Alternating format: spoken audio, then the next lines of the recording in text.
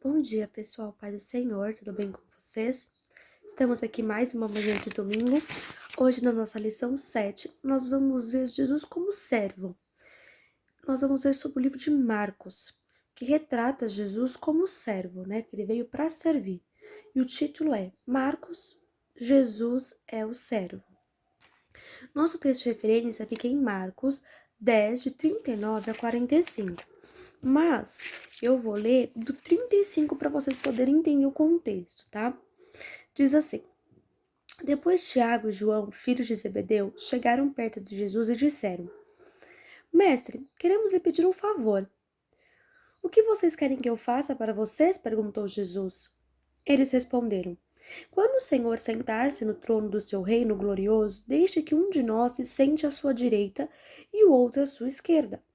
Jesus respondeu: Vocês não sabem o que estão pedindo.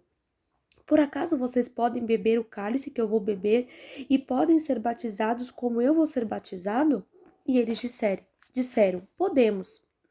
Então Jesus disse: De fato, vocês beberão o cálice que eu vou beber e receberão o batismo com que eu vou ser batizado. Mas eu não tenho o direito de escolher quem vai sentar à minha direita e à minha esquerda, pois foi Deus quem preparou esses lugares e ele os dará a quem ele quiser. Quando os outros 10 discípulos ouviram isso, começaram a ficar zangados com Tiago e João. Então Jesus chamou todos para perto de si e disse: Como vocês sabem, os governadores dos povos pagãos têm autoridade sobre eles e mandam neles. Mas entre vocês não pode ser assim. Pelo contrário, quem quiser ser importante, que sirva aos outros. E quem quiser ser o primeiro, que seja escravo de todos.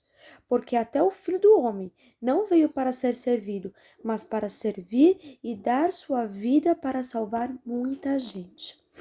Então, no texto aqui, Jesus mostra que nós estamos aqui para servir, que ele também veio para servir, ele veio servir o reino, e que o nosso papel, o nosso trabalho também é servir o reino. O nosso versículo do dia fica em Marcos 1:38 e diz assim: E ele lhes disse: Vamos às aldeias vizinhas para que eu ali também pregue, porque para isto eu vim. Então, sempre mostrando no livro de Marcos que Jesus veio para servir, veio como servo. Então, Jesus, ele é o quê? Ele é o servo enviado de Deus para remir, né, a humanidade de seus pecados, ou seja, para perdoar, para limpar a humanidade de seus pecados. O nosso objetivo da lição de hoje é mostrar o quê? A noção de servo, né? É ver, né, analisar a visão de Marcos, né, no livro de Marcos, e perceber o foco de Marcos em mostrar Jesus como servo. Então, o Evangelho de Marcos, ele revela Cristo como servo que foi enviado por Deus. E não somente para mostrar a grandeza, né, de Deus, né, a grandeza do Altíssimo, mas também para servir as pessoas. E isso mostra o quê? Que Jesus ele veio para atender, né, a necessidade e dar a vida dele por nós, né, por essas pessoas. Então assim foi porque Jesus veio. E no Antigo Testamento, né, fala sobre o servo ungido, fala sobre Jesus. No Antigo Testamento também se fala. O servo, ele não tem muita importância, né? A gente for olhar a história, quem era importante eram os reis, eram as pessoas de alto escalão. Os servos não eram muito importantes. E talvez por isso, né, Marcos, quando ele escreveu, né, o livro de Marcos, ele tenha omitido, ou seja, ele não colocou a genealogia de Jesus. Mas por quê? Para poder mostrar ele como servo. Porque é como, tipo assim, mostrar a genealogia é importante. Mas como ele queria mostrar Jesus como servo, ele omitiu a genealogia de Jesus. Então, a visão de Jesus como servo, ela pode ser percebida nas passagens também dos profetas Isaías e do profeta Ezequiel. Por isso, mostra também Jesus no Antigo Testamento. Então, vamos ver agora Jesus pelo profeta Ezequiel. Na passagem bíblica de Ezequiel 1:10, diz assim, ó: Cada animal tinha 4 caras diferentes. Na frente a cara era de gente, do lado direito era de leão, do lado esquerdo era de boi, e atrás a cara era de águia. Essa foi uma visão do profeta Ezequiel. E nós agora vamos entender um pouco essa visão. Então, lá na Ezequiel 10, mostra a visão que representa as 4 faces do Evangelho. Então, na apresentação de Jesus. Então, as 4 fases do Evangelho de Jesus. E Marcos, a figura predominante é o boi. Trazer a ideia de servo. Por quê? Porque o boi, ele é um animal que literalmente ele serve, né? E efetua trabalho que o homem muitas vezes não daria conta. Então, o boi puxa lá o arado, enfim, o boi serve. E muitas das vezes, serviços que o homem não consegue fazer. O que Jesus fez? Jesus serviu e fez um trabalho que homem nenhum poderia fazer. Jesus, ele é o servo de Deus. E ele veio para trabalhar em prol da salvação, né, da humanidade, em prol da nossa salvação. Então, sabendo que estes não dariam conta de salvar-se, então nós não daríamos conta de nos salvar, pois estavam mortos em pecados e delitos. Está lá em Efésios 2:1. Então, Jesus, ele se tornou servo obediente até a morte, né, a morte de cruz, para que a gente pudesse ser livre dos pecados. Então, Jesus, ele veio para servir a humanidade. Ele serviu, ele veio para ensinar, ele ensinou sobre o reino, ele ensinou sobre o que Deus quer de nós, ele nos deu a vida dele, né? Ele nos serviu até a morte dele, ele não negou, ele não voltou atrás, ele não desistiu, não. Por mais que o cálice lá estava forte, lembra que a gente viu na lição passada? Jesus não desistiu, Jesus não voltou atrás. Agora nós vamos ver Jesus pelo profeta Isaías. Existem 2 passagens no livro do profeta Isaías que fazem, né, alusão ao ministério de Jesus como servo. Isaías 42 revela que o servo é eleito, ele é ungido e efetuará juízo entre os gentios. Quem são os gentios? Somos nós, né? Gentios é todo aquele que não é o povo judeu. Então, o povo gentil somos nós. E fica claro, né, nessa frase, a extensão do ministério de Jesus, né? E na passagem de Isaías 52, do 13 ao 15, a gente percebe que as dores, a exaltação do servo ungido. E em ambas as passagens, é evidente o ministério de Jesus para servir a humanidade. Então, galera, vamos lá, Isaías 42, leiam o capítulo 42, e Isaías 52, 13 a 15, para vocês entenderem melhor. E pelo trabalho efetuado com excelência, né, o servo foi exaltado a ponto de se tornar elevado e sublime, né, quando Jesus foi exaltado. Então, a exemplo do nosso mestre Jesus, né, exemplo do que Jesus fez, de quem Jesus foi, né, nós temos que ver esse exemplo e servir com excelência, sempre, e esperar a honra de Deus e não dos homens, porque muitas das vezes a gente faz as coisas, mas o homem não reconhece, o homem não vê o nosso valor. Mas a gente tiver em mente que a gente tem que esperar o reconhecimento de Deus e não dos homens, a gente consegue ir pra frente, a gente consegue crescer, a gente se frustra menos. Porque às vezes a gente fica esperando o reconhecimento do homem, mas o homem é falho. E se a gente ficar esperando esse reconhecimento, a gente acaba se entristecendo, se frustrando e não quer mais fazer ou não faz com excelência o trabalho que tem que ser feito. Então, em tudo que a gente for fazer, que nós venhamos ter isso na nossa mente, que a gente venha fazer para Deus, para o reconhecimento de Deus sempre. Porque Deus, ele não é falho, Deus, ele é perfeito. E ele vai nos reconhecer na hora certa, do momento certo e da forma certa. Jesus como servo sofredor. Ao contrário do livro de Mateus, que pontua Jesus como Messias, né? Marcos, ele adota uma outra visão, que é a visão de servo, como a gente já viu. Então, ele mostra relatos constantes do movimento de servo, né, na execução da obra de Deus que Jesus fazia. E a gente encontra várias vezes dentro do livro de Marcos a expressão imediatamente. A gente encontra 42 vezes essa palavra imediatamente. O que quer dizer essa palavra? é mostrar literalmente que Jesus estava a serviço do povo, operando sinais, operando milagres, né, ensinando sobre o ministério do reino imediatamente. Então, ele não deixava para depois. Ele não postergava trabalho. Ele faz tudo o que ele tinha para fazer, ele ia lá, ele fazia com excelência. Então, a vida do servo, né, ela não é fácil, né? E de Jesus não seria mais fácil, não foi fácil. Mas foi uma vida de sofrimento e foi uma vida de morte, né? E nós vimos, né, a gente vê nos evangelhos sobre a perseguição que Jesus teve, né? E agora nós vamos ver a perseguição dos escribas e as perseguições dos fariseus. Então, quando Jesus estava lá exercendo, né, o ministério dele, né, ele cumpriu na íntegra o ministério que Deus deu para ele. Ele cumpriu sem erro. Porém, na sua jornada, né, durante esse tempo, Jesus ele sofreu perseguições daqueles que eram considerados donos da verdade naquela época, né? Que eram considerados mestres, especialistas nos estudos, especialistas nas leis. E um dos que perseguiam Jesus eram os escribas. E os escribas eles eram considerados mestres especializados no estudo da Torá. E em Marcos 13, 22, nós vemos este grupo dizendo que Jesus expulsava os demônios por Beelzebul, né? Até Jesus falou para eles: um reino dividido não vai para frente. Se ele expulsava em nome de Beelzebul, então o reino estava dividido, porque queria contra algo que Beelzebul mandou um exemplo, né?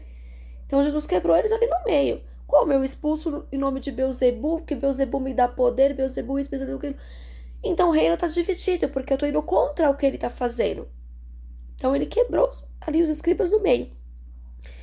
E outros, né, que perseguiam Jesus eram os fariseus, que além de serem considerados doutores da lei, ou seja, né, pessoas que entendiam muito bem da lei, a lei aqui, a lei de Moisés, alguns faziam parte do Sinédrio. Mais pra frente a gente vai ver sobre o Sinédrio. E eles viviam uma religiosidade vazia, porque a religião ela mata, né, a religiosidade.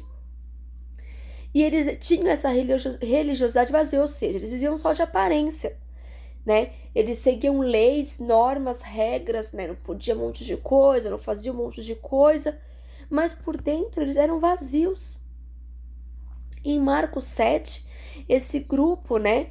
Eles interrogavam Jesus acerca dos procedimentos que ele tinha com seus discípulos.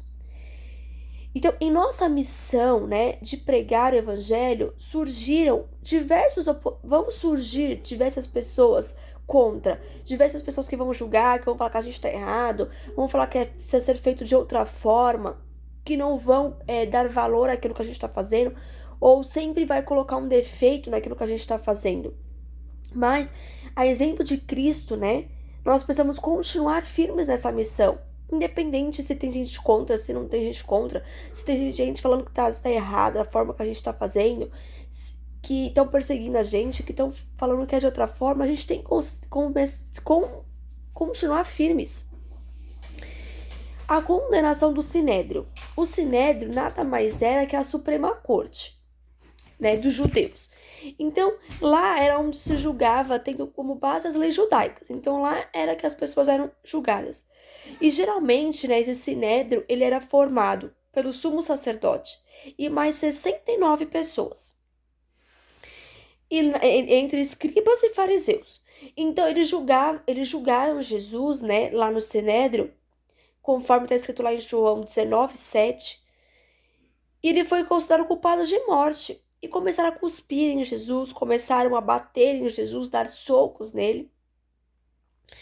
E o que aconteceu com Jesus, né, já estava escrito a respeito pelo profeta Isaías, quando ele diz que sua aparência estava desfigurada, que foi desprezado e foi homem de dores, que como ovelha muda não abriu a boca. Isso já foi escrito lá em Isaías e se cumpriu em Jesus. Então, como enviado do Pai, Jesus ele cumpriu cabalmente, ou seja, sem erro, a sua missão. Ele cumpriu toda a sua missão.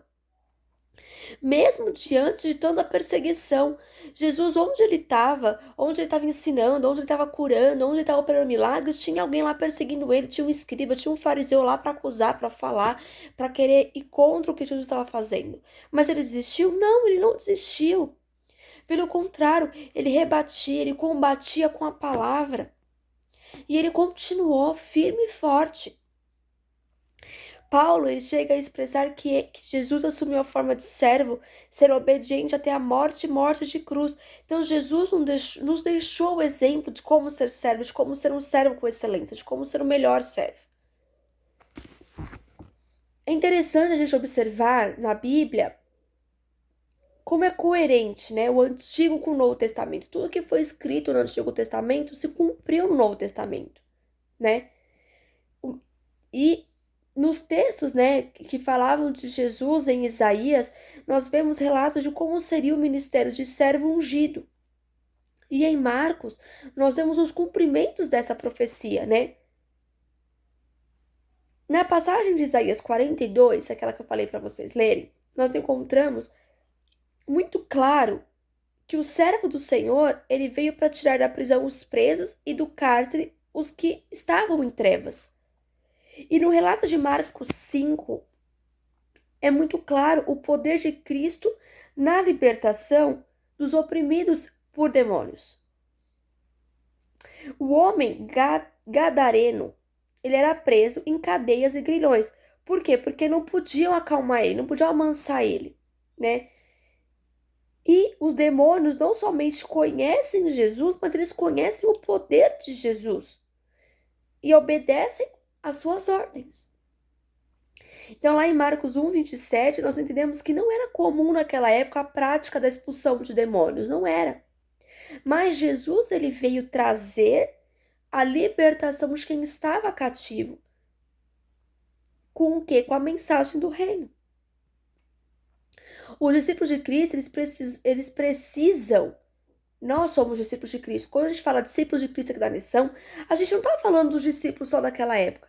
Nós estamos falando de nós somos discípulos de Cristo. Então nós precisamos também exercer a autoridade que nos foi dada, a autoridade que nós recebemos. Eis que vos dou poder para pisar serpentes, escorpiões e toda a força do inimigo, e nada vos fará dano algum. Nós temos essa força com a gente, nós temos essa autoridade com a gente. A gente só precisa colocar em prática, buscar, pedir, buscar, para que a gente possa exercer essa autoridade. Em Isaías 53 é profetizado o Messias que tomaria nossas dores, as nossas enfermidades e levaria sobre si. No Evangelho de Marcos, nós encontramos o relato de 18 milagres que foram feitas por Jesus. E nesses milagres, Jesus promovia a cura física, libertação. E Marcos diz que Jesus, né, que o seu poder era tanto que as pessoas se jogavam em cima, se apertavam, se empurravam para tocar em Jesus. E Jesus deixou esse dom para a igreja. Então, cabe a nós, né, seus discípulos, buscarmos em oração, em jejum, para podermos usar a glória de Deus, para podermos também realizar estes milagres, esses prodígios. Porque Jesus disse que nós faremos coisas maiores. Mas às vezes não acontece por quê? Porque às vezes a gente não busca direito, a gente não busca o suficiente, a gente não pede isso para Deus. Então, este mesmo profeta, né, Isaías, ele diz que sobre o reino do servo ungido, o pavio que fumega nunca se apagará. Então, durante seu ministério, do ministério de Jesus, né, nós percebemos que Jesus, o caráter de Jesus, né, o caráter restaurador de Jesus, nós percebemos o quanto ele promovia alento, ou seja, como as pessoas estavam perto de Jesus, a paz que elas sentiam, a paz que Jesus passava para elas. Então, Jesus, ele restaurava as pessoas de uma maneira maravilhosa, uma maneira que não dá para ser explicada. E espera que nós, que somos seus discípulos, também fazemos, né, essa proclamação da salvação. Assim como ele fez, da mesma forma, trazendo paz onde quer que a gente chegue. Onde a gente chegue, que o milagre aconteça, que a libertação aconteça, que a salvação aconteça. É isso que Jesus espera de nós, mas nós precisamos buscar isso. Conclusão. Marcos deixa claro que a mensagem central do seu evangelho é que Cristo veio para servir e resgatar a humanidade. Então, que nós venhamos ser servos como Jesus, né? Como nós lemos aqui no nosso texto de referência, que o último, né? Que aquele que quer ser líder, que seja servo primeiro. Que nós não venhamos buscar honras, que nós não venhamos buscar os primeiros os lugares de honra, né? Nas mesas, né? Mas que nós venhamos a ser servos. E os servos com excelência, assim como o Senhor foi. Nós venhamos buscar, que nós venhamos pedir a Deus essa autoridade que nos foi dada, mas que nós venhamos buscar para que Deus aperfeiçoe isso em nós, para que nós possamos fazer com excelência o trabalho do reino. Amém?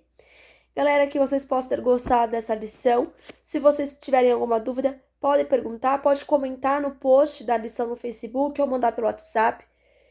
E compartilhem a lição para que mais vidas sejam alcançadas. Amém? Que Deus abençoe vocês.